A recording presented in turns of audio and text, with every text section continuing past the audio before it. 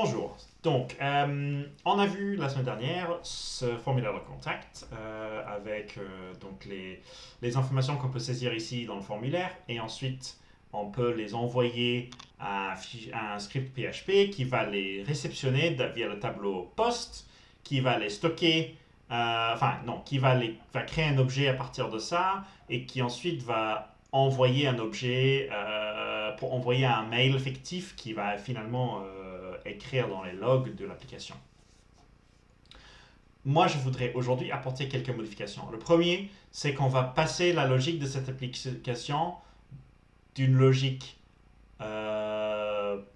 orientée objet, mais pas particulièrement suivant un paradigme quelconque, vers une logique, ce qu'on appelle MVC, donc une logique où on sépare la logique du modèle, la logique de la vue et la logique du contrôleur en trois endroits distincts. D'accord? Pour chaque partie de l'application. Et ensuite, je vais apporter quelques améliorations. On va enlever tous ces require ici, où on inclut manuellement les fichiers. On va le faire de manière automatique pour que ça soit plus propre. Je vais aussi, actuellement, quand je soumets le formulaire, j'arrive sur une page séparée blanche, une page blanche avec rien dessus, parce qu'en fait, c'est cette page PHP là sur laquelle j'arrive. Je vais simplifier, enfin, je vais rendre cette logique un peu plus propre pour que mon application puisse répondre sur différents URL. Plutôt que d'avoir créé des vraies pages .php pour chaque action que je veux faire. Et puis, on va voir aussi comme j'ai dit, les optimisations pour séparer les contenus pour séparer les différentes parties de l'application, le modèle, la vue, le contrôleur. Et puis, si on a le temps à la fin, je vais vous montrer comment on peut on peut utiliser le modèle pour stocker, plutôt que de stocker cela dans une liste, on va les stocker dans une base de données type SQL. Alors, on y va. Donc, la première modification qu'on va faire, c'est qu'actuellement, quand je soumets ce formulaire,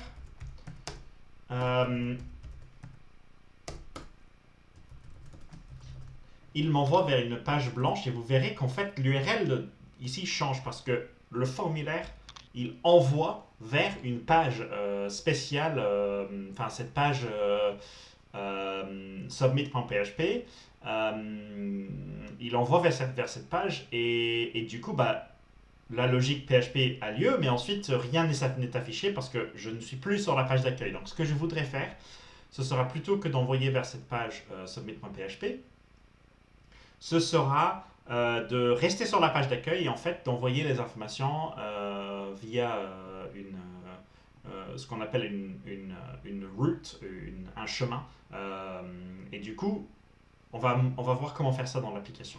La première chose à faire, c'est que en fait, moi je veux que peu importe ce que je mets ici, je veux peu importe ce que je mets ici, que ça me renvoie vers la page index de l'application.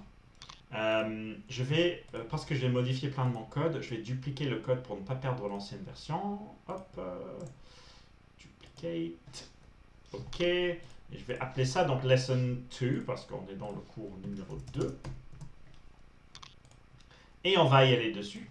Et ce que je vais faire là dans lesson 2, c'est... Hop, je vais virer ça parce que c'est la mauvaise version maintenant. C'est la version 1 et je vais ouvrir la lesson 2. C'est que je vais ajouter donc un fichier htaccess. Alors qu'est-ce que l'htaccess? Je pense que vous avez déjà vu ça avec Monsieur Baguet en première année ou peut-être autrement. Mais en tout cas, l'htaccess, c'est un fichier qui nous permet d'ajouter un petit bout de configuration Apache. Alors, Apache, c'est le serveur web qu'on utilise. Et en fait, on va ajouter quelques lignes à l'htaccess. Vous n'avez pas besoin de comprendre exactement ce qui se passe ici, mais en gros, avec ces 5 lignes, je dis à Apache, peu importe, ici il y a un regex qui veut dire, peu importe l'URL que je te donne, peu importe l'URL que je te donne, tu me renvoies vers PHP et tu me mets l'URL dans un paramètre get. Alors, il ne va pas le faire visiblement, il va le faire invisiblement. Mais en fait, ça veut dire que maintenant, si je fais ça, peu importe ce que je fais ici, ça va me renvoyer la page index.php et ça va me mettre ça, l'URL que j'ai mis dans un paramètre comme si j'avais fait p égale dans l'URL, un paramètre get. Pourquoi j'ai fait ça? Parce que je voudrais en fait que cette page index.php, qu'elle réponde à toutes les requêtes qui viennent vers mon application et qu'ensuite elle renvoie la bonne page, la bonne vue, on va appeler ça des vues, de notre application pour que, enfin, oui, pour bien répondre aux différentes choses qui peuvent se passer. Actuellement, le modèle, on va le voir plus tard. Le contrôleur, on va le voir plus tard. Le vue de notre application, ça correspond à peu près à une page que va voir l'utilisateur. Si vous utilisez un site comme WordPress, alors ce n'est pas exactement une page, c'est plutôt un gabarit de page. Donc par exemple, un article, c'est une vue, ou une page dans WordPress, c'est une vue. Ici, nous avons pour l'instant un seul gabarit de page et ensuite une page blanche là où on a le submit.php. Ce que je vais faire, c'est que je vais vouloir plutôt faire une page, enfin une vue avec le formulaire de contact et ensuite une vue avec le message de erreur ou message de succès. D'accord? Qui est actuellement une page blanche submit.php. Donc, première chose que je vais faire, c'est que dans mon index.php, en fait, tout ce merdier-là, l'HTML, je ne veux pas que ça soit dans l'index.php. Je voudrais que ça soit dans une page qui est en fait vraiment la vue de mon application, plutôt que d'être dans une page à part, index.php. Donc, ce template ici, en fait, je vais, dans les dossiers de mon projet, je vais créer un nouveau dossier que je vais appeler Views. Et ensuite, je vais aussi créer là-dedans, je vais créer euh, encore un nouveau dossier qui va s'appeler Parts. Parce que Parts, je vais mettre dedans les bouts de template, par exemple l'entête et le footer, qui ne sont pas une vue entière, mais qui seront utilisés par des vues. Et alors, quand vous allez rencontrer des vraies applications dans le vrai monde, en général, il y a des librairies externes, et on va voir ça plus tard. Il y a une librairie externe qui va faire toute cette partie pour vous. Et du coup, vous n'aurez juste à placer les fichiers dans le bon endroit et utiliser les fonctions qui sont fournies. Là, moi, je vais le faire pour montrer comment ça marche, mais en gros, c'est quelque chose que, en général, vous n'avez pas besoin de le faire comme moi je le fais là aujourd'hui.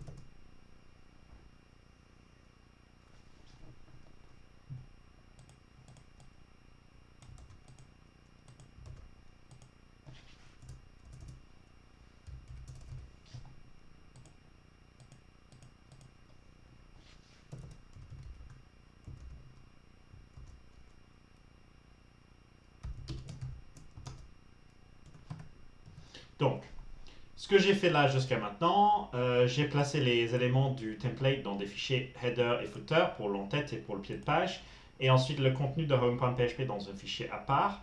Et là, ce que je vais faire ici dans index.php,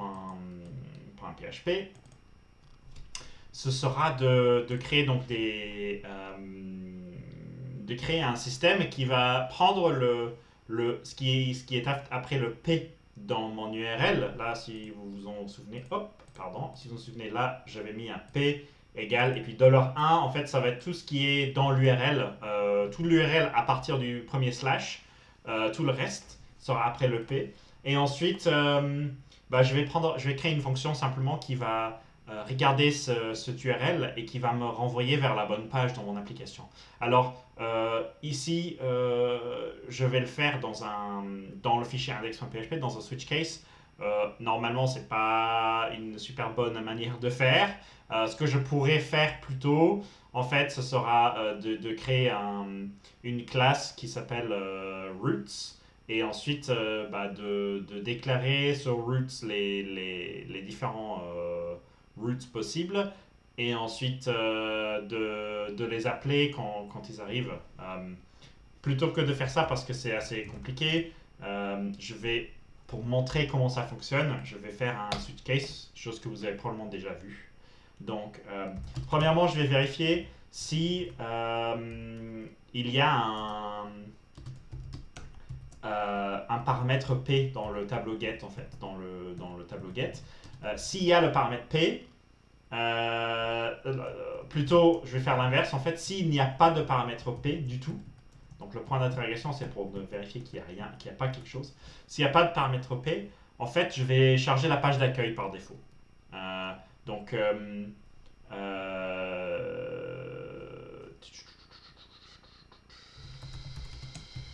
et du coup, ici, nous allons faire quelques éléments. Enfin, je vais créer une fonction pour faire ça. Fonction template, load template. Et ma fonction, elle va prendre quelques paramètres. Le template.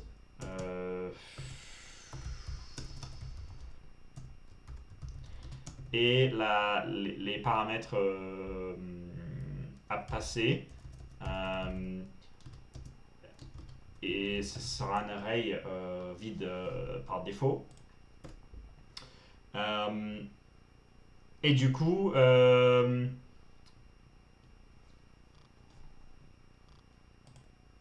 bon, je suis en train de bosser là-dessus, mais en fait, je me suis rendu compte que je vais changer le paradigme de comment j'écris ce code, parce que déjà, je vois que ça commence à être long. Et du coup, je voulais partager avec vous ma réflexion parce que je pense que c'est intéressant. Donc là, vous voyez que j'ai commencé une fonction ici, juste tout seul, qui va, en fait, elle va prendre le nom d'un fichier, le nom d'un template, et elle va chercher dans le dossier ici, views, pour trouver le fichier qui correspond, et ensuite inclure donc l'afficher en gros à l'écran. Ce que j'ai donc je l'avais d'abord conçu comme ça. Et ensuite, j'avais ensuite le gros switch case ici. Mais je pense que ce que je vais faire pour rendre ça encore plus propre, c'est que je vais concentrer toutes ces choses qui parlent enfin, qui sont vraiment le cœur de l'application, de comment ça fonctionne. En fait, je vais créer une classe pour ça et je vais les séparer encore une fois. Donc, je vais utiliser le programmation orientée objet pour encore mieux séparer le code. Donc, ici dans Inc, j'ai déjà contact form, contact et email, et en fait je vais créer un nouveau et je vais l'appeler site.inc.php. Et en fait dans site.inc.php, je vais créer une classe qui s'appelle site, qui va avoir toute la logique de mon application dedans et de mon site web. Je pense que ce sera plus clair. Du coup, là-dedans, il y aura une première fonction qui va s'appeler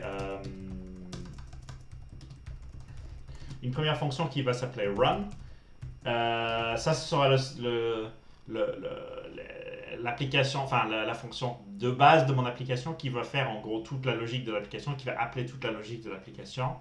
Et run, il y aura cette logique ici dedans, c'est-à-dire de choisir de choisir la bonne réponse à envoyer, le bon fichier PHP à envoyer. Et du coup, je vais aussi créer un tableau roots. Et mon tableau PHP, ce sera un tableau composé de deux parties. La première partie, ce sera le nom, donc le root à utiliser. Donc ici, ce sera la page d'accueil. Et ensuite, ici, ce sera quelle fonction appeler pour accéder à cette page d'accueil. Et en fait, je vais utiliser des contrôleurs et je vais faire ça dans un deuxième temps. Donc, je vais mettre hop, je vais créer, donc j'avais views ici, je vais créer un nouveau qui s'appelle controllers. Et là-dedans, je vais créer un homepage controller.php. Ok. Et ensuite ici, ce sera une seule classe. Controller. Et je vais créer une fonction ici qui s'appelle index. Donc ça peut être n'importe quoi, hein, c'est juste moi qui ai décidé ça. Pardon, public function index. Et donc ma fonction index, en fait, elle va afficher simplement cette page, cette première page. Et donc dans Inc, j'avais celui du site et je vais créer un nouveau qui s'appelait view.inc.php. Et là-dedans, je vais créer une classe que je vais utiliser basically uniquement pour appeler les vues de l'application.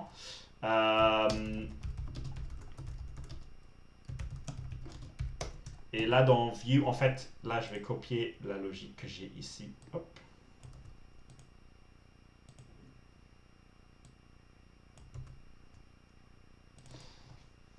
Et je vais appeler ça donc viewLoad.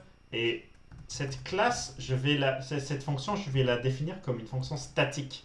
Et une fonction statique, en gros, c'est une manière de exécuter la fonction sans créer l'objet view, sans vraiment instancier un objet.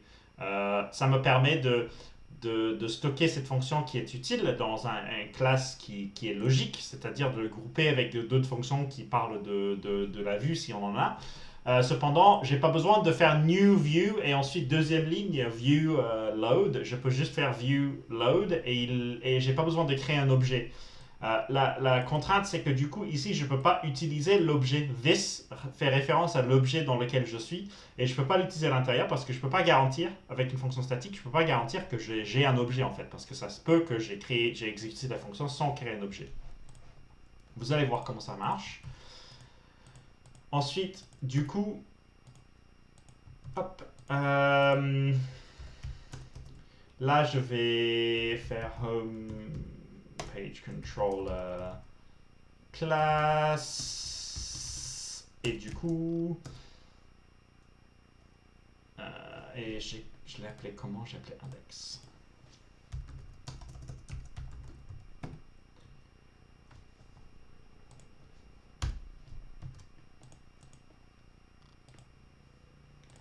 Ok, je vais formater ça correctement. Et alors vous notez que j'ai placé du coup roots, je l'ai mis en privé parce que là c'est ma liste de toutes les pages de mon application et je veux pas que quelqu'un puisse le modifier à mon insu. Du coup ici dans run, qu'est-ce que je vais faire? Je vais faire simplement une fonction run qui va appeler une autre fonction privée qui est du coup celle de retourner la page, la bonne page, enfin load, plutôt que load page, it's load controller. Parce qu'on appelle l'application, le noyau de l'application, elle appelle le contrôleur pour la page correspondante à la page, et ensuite c'est le contrôleur qui appelle la vue. C'est ça la logique de cette MVC. Hop. Donc, qu'est-ce que je fais ici? En fait, je vérifie du coup dans mon get, est-ce qu'il y a une page définie? s'il y a une page définie,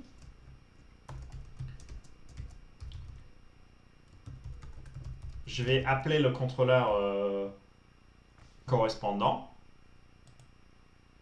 S'il n'y a pas de page définie, je vais appeler la page de base. Comment je vais faire ça?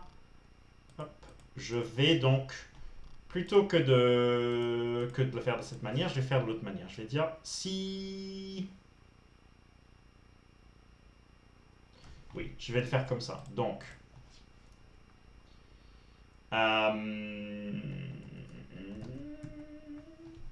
hop, je vais modifier un peu la structure ici, rapidement.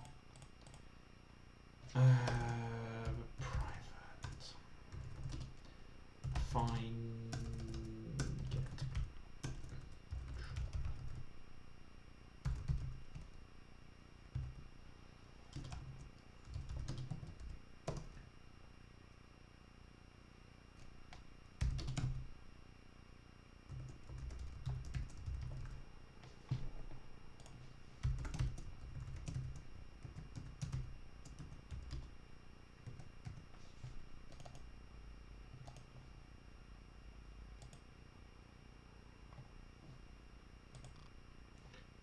Donc, ici, je crée une petite fonction qui va simplement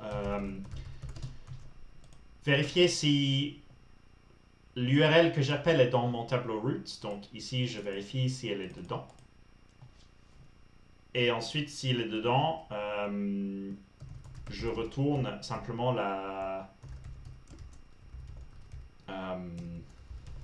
le nom du contrôleur qui est ici. Hop.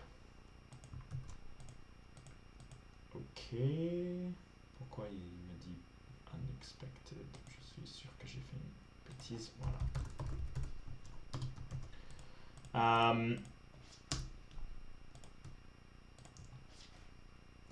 Ok, donc si P bla bla bla, donc je vais inverser ça. Oui, j'avais dit que j'allais inverser ça, je ne l'avais pas, j'avais défait, on va le faire. Oh, donc if no P is set in the URL, et dans ce cas-là, on met P égale à slash, c'est-à-dire on cherche la page d'accueil. Else, on met P égale à get P. Donc on retrouve le P de l'URL. Ici, le P c'est le nom de la page, hein, c'est le root dans l'URL. Si la root est trouvée, on va la retourner la bonne, le bon contrôleur. Sinon, on va retourner un autre contrôleur qu'on va créer pour faire des choses bien. Ça va être error404controller.php. D'accord? Donc mon error404controller, il va prendre exactement le même modèle que l'autre. Sauf que ici, on va simplement dire que la page n'est pas trouvée. Ok. Ce n'est pas exactement la bonne manière de faire parce que là, il va retourner une erreur. Il ne va pas retourner une erreur, il va juste retourner une erreur 404. Mais bon, je ne vais pas recréer un CMS entier juste pour montrer ça aujourd'hui. Du coup, je vais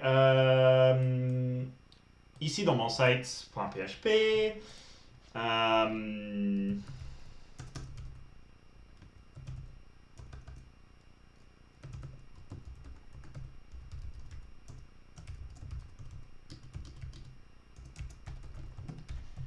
Ok. Du coup...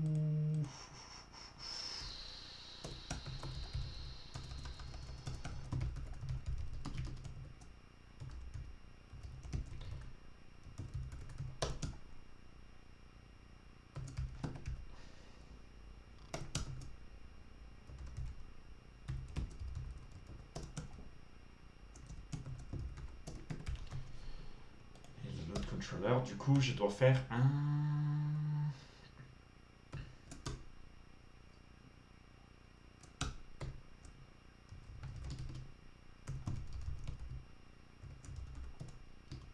Et je dois faire un explode comme on a fait l'autre fois sur le A dans le nom, qui va permettre de diviser le nom en deux parties. La première partie, c'est le nom de la classe que je dois appeler. La deuxième partie, c'est la méthode, en fait.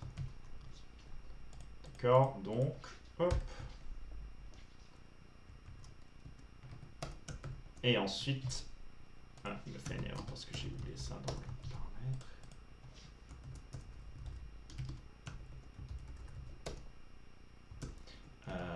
This.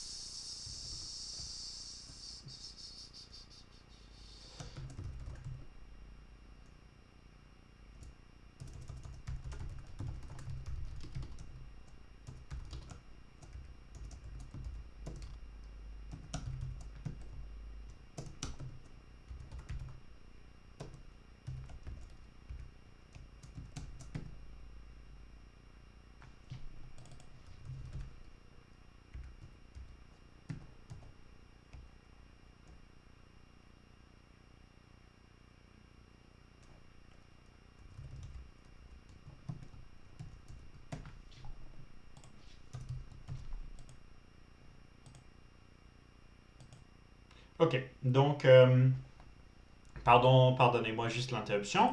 J'ai dû corriger un peu quelques petits problèmes, mais là, on a quelque chose qui fonctionne. Donc, j'explique ce qui se passe ici dans le site d'abord. Je crée ici une liste de toutes les routes, toutes les avenues, les boulevards, les chemins de mon application. Pour l'instant, je déclare un seul, c'est le chemin principal, c'est-à-dire la page d'accueil. Ensuite, ici, la fonction qui va exécuter au moment où mon site s'exécute, c'est-à-dire au moment où le code s'exécute. Et ici, je fais deux choses. Je vérifie qu'il y a déjà un get qui est fourni, donc c'est-à-dire qu'il y a un URL derrière le slash dans mon adresse. Et ensuite, je cherche dans le list pour voir s'il y a un contrôleur qui correspond. Et si c'est le cas, je le charge. Donc, je cherche ce contrôleur. Ici, ce que j'ai mis, donc, du coup, c'est le nom du contrôleur. La méthode de 2.2.class, en fait, il va simplement me retrouver le nom du contrôleur. Donc là, j'ai le nom du contrôleur. Et puis, @index, ça me permet juste de dire utilise la méthode index sur cet objet. Ici, ce que je fais, c'est que je prends le array ici qui est envoyé, donc le string qui est envoyé par le contrôleur ici. Et là, j'ai pas fait tout. Normalement, si je voulais faire des trucs vraiment proprement, j'aurais dû aussi vérifier qu'il y a un arrobase dans le nom de ce contrôleur, sinon ça ne marche pas. Et ensuite, tout ce qui est avant l'arrobase, c'est un. Je le initie comme objet, donc tu vois le mot-clé new, sauf que ici, le array blablabla, en fait, je le traite comme si c'est le nom de la classe. Donc ça va être cette partie avant l'arrobase, donc ça va être en fait ça, le homepage controller. Donc c'est comme si je faisais new homepage controller et les parenthèses. Et puis après, j'ai la ligne suivante, c'est que je prends cette nouvelle contrôleur que je viens de créer et j'exécute le array 1, c'est ce qui est après l'arrobase, du coup, dans mon explode, c'est tout ce qui est après l'arrobase, donc c'est cette partie-là du texte. Et ici, je l'instancie là. Vous n'avez pas besoin de savoir ça parce que je ne vais pas vous demander de recréer ça à partir de zéro pour un nouveau projet. Nous, quand on fera des exercices, on va l'utiliser des frameworks existants pour le faire. Mais là, ce que je voulais vous montrer, c'est que du coup, j'ai créé rapidement la logique dans ma classe site. Et puis dans index.php, en fait, ce que je fais, c'est que j'appelle site, je crée un nouveau site et ensuite je fais run. Donc j'appelle simplement cette fonction ici. Qu'est-ce qui se passe alors? Dans l'exemple que j'avais à l'écran là, j'ai mis du n'importe quoi après l'URL. Donc quand on a n'importe quoi après l'URL, qu'est-ce que ça veut dire? Ça veut dire que dans le contrôleur ici, où j'essaye de trouver le contrôleur, en fait, je ne vais pas trouver le contrôleur dans mes roots parce que ça n'existe pas. Et du coup, à la place, je vais retourner ce contrôleur error 404. Qu'est-ce que c'est le contrôleur error 404? En fait, c'est juste un seul objet, enfin une classe avec une seule fonction qui va faire d'abord un écho de error 404 page not found. Ça, ce n'est pas une bonne méthode parce que normalement, le contrôleur est censé appeler une vue. C'est comme ça qu'une application fonctionne. Donc, ce que je vais faire là maintenant, c'est que dans View, je vais créer une nouvelle vue qui va s'appeler 404.php. Dedans, je vais prendre le même HTML qu'il y avait pour le formulaire, sauf que je vais virer tout ce qu'il y a dans le formulaire. Et je vais juste mettre error, this page could not be found. Ok, donc error.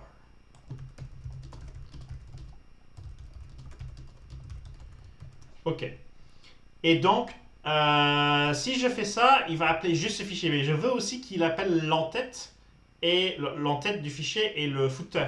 Et donc, je vais mettre ça dans cette fonction view parce que si je mets, soit je le mets dans chaque template, dans l'entête, dans le footer, dans l'entête, dans le footer, mais plutôt que de faire ça, je vais le mettre une seule fois dans cette fonction et puis ça sera partout. Du coup, si le fichier existe, bah, j'ajoute l'entête et ensuite le footer. Donc, include. Et du coup, ça va être. Ça va pas être bon, ça. Ça va être. Comme ça. Du coup, ici, ça va être la même chose. Je vais faire l'entête. Et ensuite, après le fichier, je fais le footer. On va voir ce que ça donne. Normalement, du coup, je devrais avoir mon message dans une page bleue avec l'entête et le footer et du coup le CSS. Et je ne l'ai pas. Est-ce qu'il y a quelque chose que j'ai oublié d'enregistrer? Oui. Je n'appelle jamais le vue. Et du coup, ici, là, on va voir tout l'intérêt de ce que j'ai fait ici. Donc ici, je peux faire view load et ensuite l'erreur 404, bah, il va être appelé 404. Donc on va voir ce que ça donne. Il me dit class view not found parce que je n'ai jamais inclus la bonne classe. Du coup, dans mon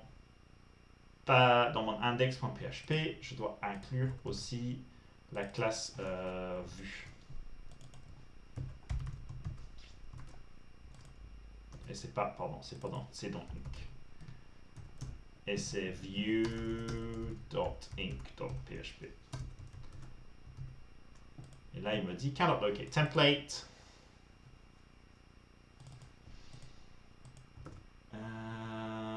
Ça, c'est une erreur que moi, je lui ai demandé de générer. Donc, ça veut dire que le fichier n'existe pas.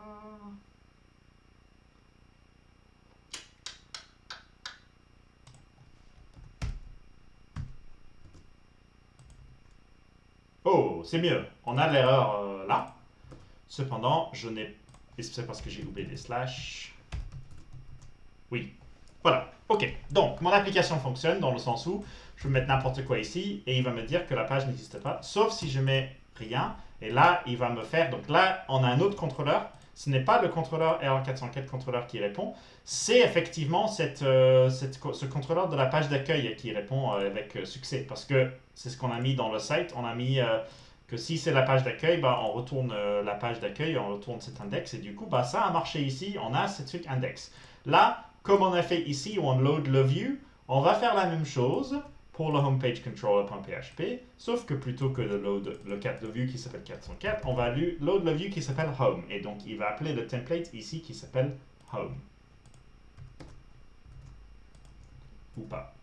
Ah, je n'ai pas enregistré. Voilà. Donc, OK. Étape 1, étape 2, faite.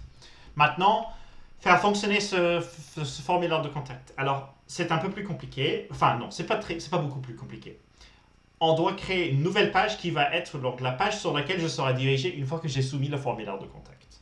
D'accord? Si je voulais faire ça vraiment proprement, je pourrais créer le formulaire de contact avec du JavaScript et ensuite faire en sorte que le JavaScript, il envoie les données sur une autre page lorsque l'utilisateur reste sur la page principale et ensuite cette autre page, elle retourne une réponse et on affiche un message succès ou pas succès, etc. Avec du JavaScript, avec du Ajax. Mais pour rester simple, je vais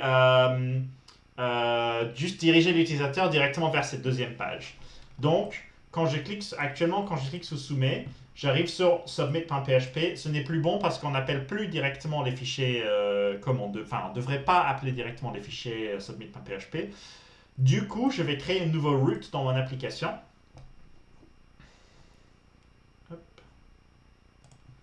Ici, qui va s'appeler form submit. D'accord?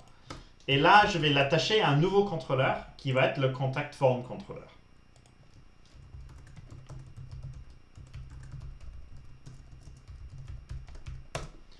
Et là, pareil.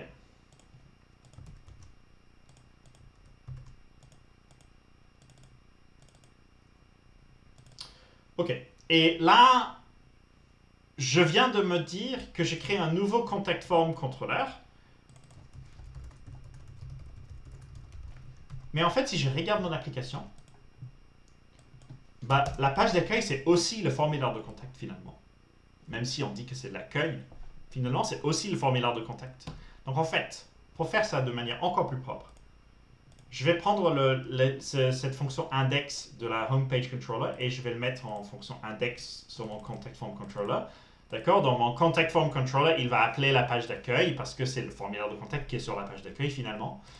Et ensuite, je vais créer juste une deuxième fonction ici qui va être donc la fonction submit, d'accord? Qui va réceptionner les données. Ok. Pour l'instant, c'est tout ce que je vais faire. Je vais juste faire ça. Je ne vais pas ajouter une logique dedans. Et on va juste tester que ça fonctionne. Ok. Donc, je vais echo le mot submitted et puis je vais dump en post ce que je reçois via cet array, juste pour vérifier que ça fonctionne. Et ici, je dois mettre du coup contact form controller. Et ici, donc le submit, en fait, il ne sera pas index, ce sera submit, parce que c'est le nom de la fonction, enfin la méthode qui est sur la classe qu'il faut que je mette. Et ici, je vais changer ça. Et du coup, ce homepage controller, je vais le virer parce que j'en ai plus besoin, parce que finalement, je vais le mettre les deux dans dans le classe, c'est plus logique. Ok. Donc, bien sûr, il faut inclure.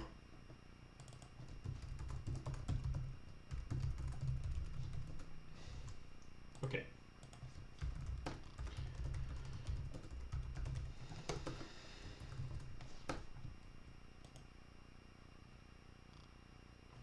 Oui, il appelle toujours submit.php.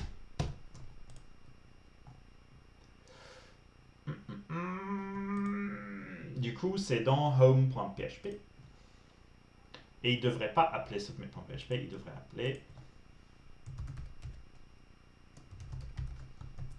Ok, form submit. Essayons d'abord une nouvelle fois.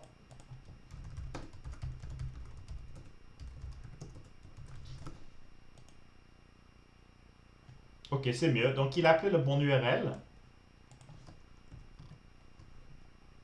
C'est juste qu'il ne trouve pas le contrôleur pour. Est-ce que c'est à cause de ça? Oui. Donc, je ne devrais pas commencer par un slash parce que sinon, dans l'URL, il va faire slash slash. Ok. Donc, form submit. Donc, du coup, je cherche le contrôleur qui s'appelle submit avec @submit.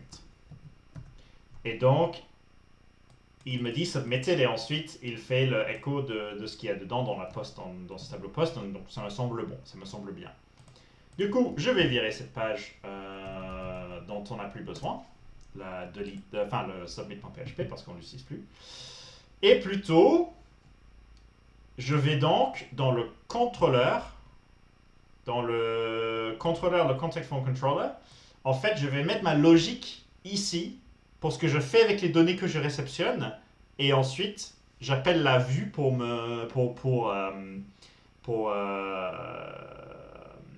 afficher le résultat. Et donc, comment on faisait avant pour le formulaire de contact, c'est qu'on faisait un nouveau formulaire de contact avec tous les données post.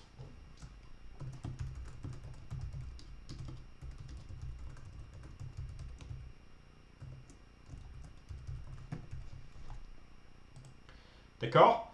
Et ensuite, je crois que je devais juste appeler cette fonction handle post data.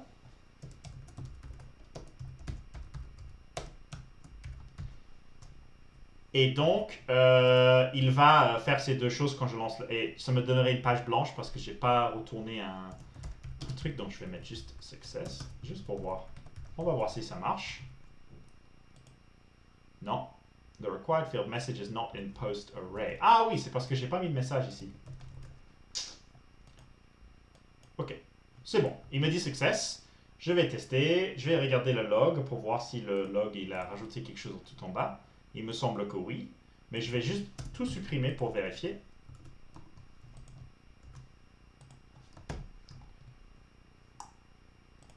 Oui, j'ai un nouveau truc dedans, donc c'est bon. Donc le formulaire continue à marcher. Mais maintenant, il faut qu'on retourne une vue pour cette page, parce que cette page-là, elle est totalement vide. Enfin, ça n'a pas de sens, ça ne fait rien. Donc, je vais créer une nouvelle vue là dans Views.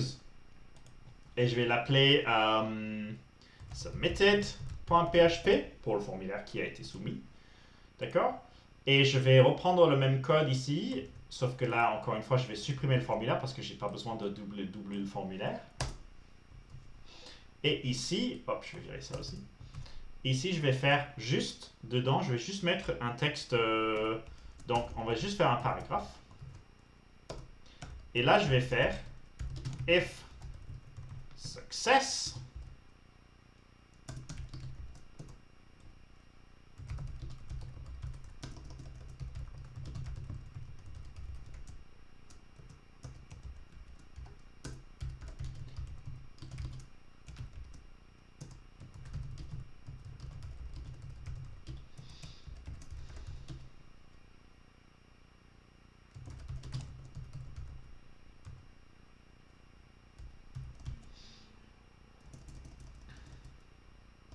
Et puis, ouais, pour faire simple, je vais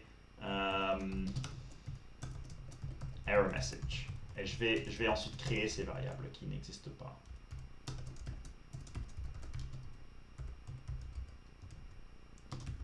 Ok, donc là, j'ai fait appel à deux variables, success et error message. Sauf que je n'ai pas, enfin, success et error message, ça n'existe pas pour l'instant. Donc, dans mon contact form controller ici,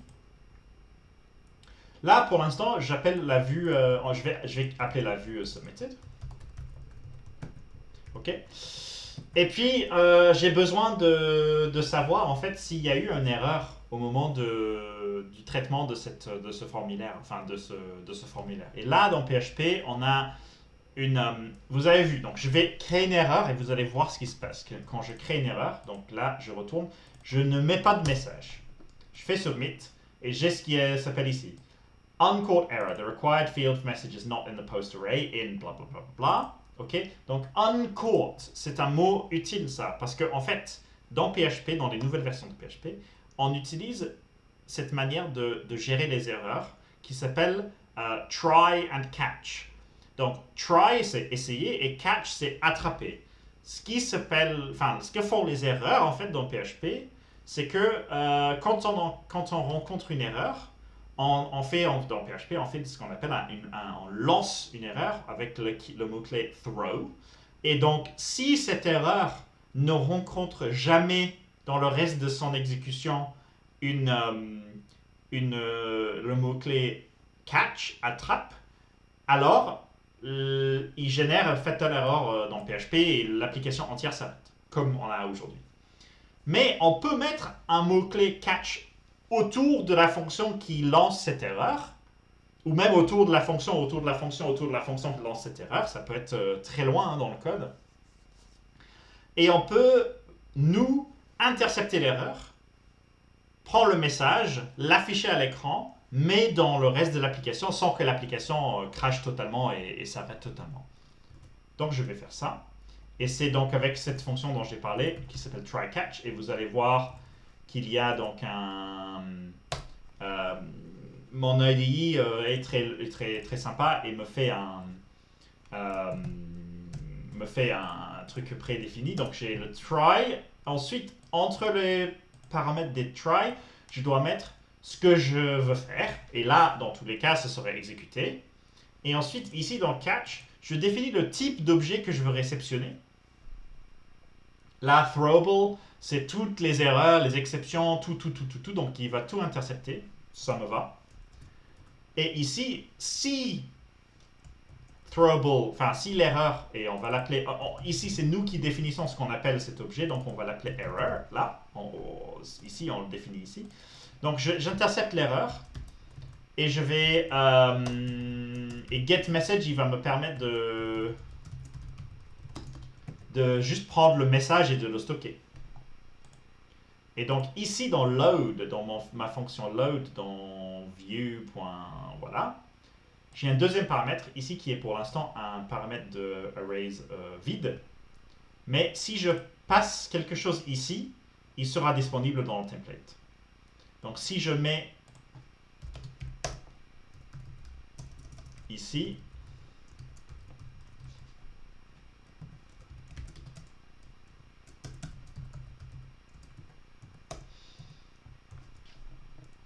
ce que je vais faire là aussi, c'est que je vais mettre success true, d'accord, pour dire que ça a bien marché.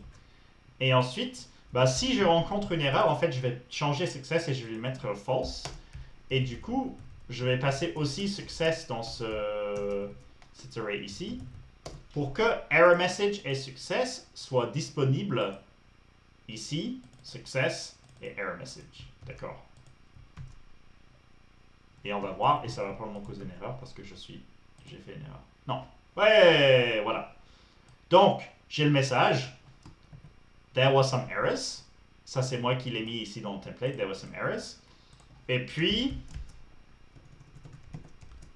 je vais mettre un P autour. Et je peux même mettre, par exemple, du rouge autour aussi. Le message d'erreur qui m'est fourni. Et là, le message m'est montré. The required field message is not in the post array. Et ça, c'est moi qui l'ai défini dans contact form dans le cours précédent. Je vais vous montrer ici. Vous voyez, the throw, ça va lancer cette erreur. Et ensuite, bah, si elle n'est pas attrapée, elle génère une erreur totale de l'application. Mais si je l'attrape quelque part, je peux récupérer le message et juste l'afficher. Voilà. Donc, on a une application maintenant qui, normalement, devrait fonctionner. Je vais tester si je fais correctement le truc. Et là, j'ai juste un notice. Oui, et c'est moi qui fais ça dans le code. En fait, c'est que ici,